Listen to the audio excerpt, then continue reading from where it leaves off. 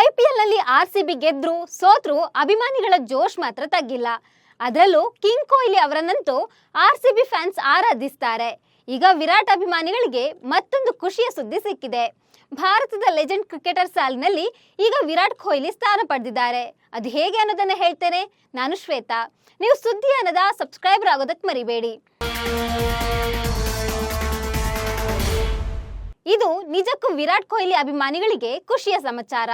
ರಾಜಸ್ಥಾನದ ರಾಜಧಾನಿ ಜೈಪುರದಲ್ಲಿ ವಿರಾಟ್ ಕೊಹ್ಲಿ ಮೇಣದ ಪ್ರತಿಮೆ ಸ್ಥಾಪನೆಯಾಗಿದೆ. ಕ್ರಿಕೆಟ್ ತಾರೆಯನ್ನ ಮೆಚ್ಚುವ ಅಭಿಮಾನಿಗಳು, ಯುವಕರು, ವಿಶೇಷವಾಗಿ ಮಕ್ಕಳ ಕೋರಿಕೆಯ ಮೇರೆಗೆ ವಿರಾಟ್ ಕೊಹ್ಲಿಯ ಮೇಣದ ಪ್ರತಿಮೆಯನ್ನ ಸ್ಥಾಪಿಸಲಾಗಿದೆ ಅಂತ ಜೈಪುರದ ನಹರ್ಗಢದಲ್ಲಿರುವ ವ್ಯಾಕ್ಸ್ ಮ್ಯೂಸಿಯಂ ಸಂಸ್ಥಾಪಕ ಮತ್ತು ನಿರ್ದೇಶಕ ಅನೂಪ್ ಶ್ರೀವಾಸ್ತವ್ ಹೇಳಿದ್ದಾರೆ. ಅವರು ಹೇಳೋ ಪ್ರಕಾರ ಕಳೆದ ವರ್ಷ ವಿರಾಟ್ ಕೊಹ್ಲಿ ಅವರ ಪ್ರತಿಮೆಯನ್ನ ಮಾಡಲು ಪ್ರವಾಸಿಗರಿಂದ ಮನವಿ ಬಂದಿತ್ತಂತೆ. ಅದರಲ್ಲೂ ಮಕ್ಕಳು ಮತ್ತು ಯುವಕರು ವಿರಾಟ್ ಕೊಹ್ಲಿ ಬಗ್ಗೆ ಹೆಚ್ಚು ಆಸಕ್ತಿ ಹೊಂದಿದ್ರಂತೆ.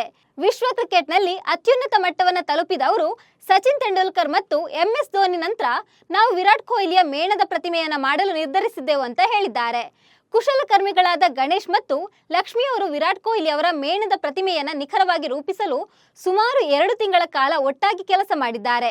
ವಿರಾಟ್ ಕೊಹ್ಲಿ ಅವರ ಮೇಣದ ಆಕೃತಿಯನ್ನ 5.9 ಅಡಿ ಎತ್ತರ ಮತ್ತು 35 kg ತೂಕದಲ್ಲಿ ವಿನ್ಯಾಸ ಮಾಡಲಾಗಿದೆ. ಮೇಣದ ಪ್ರತಿಮೆಯಲ್ಲಿ ವಿರಾಟ್ ಕೊಹ್ಲಿ ಅವರ ಬ್ಯಾಟ್ ಕೂಡ ಇದೆ. ಮೇಣದ ಆಕೃತಿ ಮತ್ತು ಉಡುಪನ್ನು ವಿಶೇಷವಾಗಿ ಬಾಲಿವುಡ್ ಡಿಸೈನರ್ ಬೋತ್ ಸಿಂಗ್ ವಿನ್ಯಾಸಗೊಳಿಸಿದ್ದಾರೆ. ವಿರಾಟ್ ಕೊಹ್ಲಿ ಅವರ ಮೇಣದ ಆಕೃತಿಯು ಸುಮಾರು 300 ವರ್ಷಗಳಷ್ಟು ಹಳೆಯದಾದ ಮ್ಯೂಸಿಯಂನ ಅಮೂಲ್ಯ ಸಂಗ್ರಹಕ್ಕೆ 44ನೇ ಸೇರ್ಪಡೆಯಾಗಿದೆ. ವಿಶ್ವ ಪರಂಪರೆಯ ದಿನವಾದ ಏಪ್ರಿಲ್ 18ರಂದು ಜೈಪುರದ ವಸ್ತು ಸಂಗ್ರಹಾಲಯದಲ್ಲಿ ಮೇಣದ ಪ್ರತಿಮೆಯನ್ನು ಸ್ಥಾಪಿಸಲಾಗಿದೆ. ನಮಸ್ಕಾರ.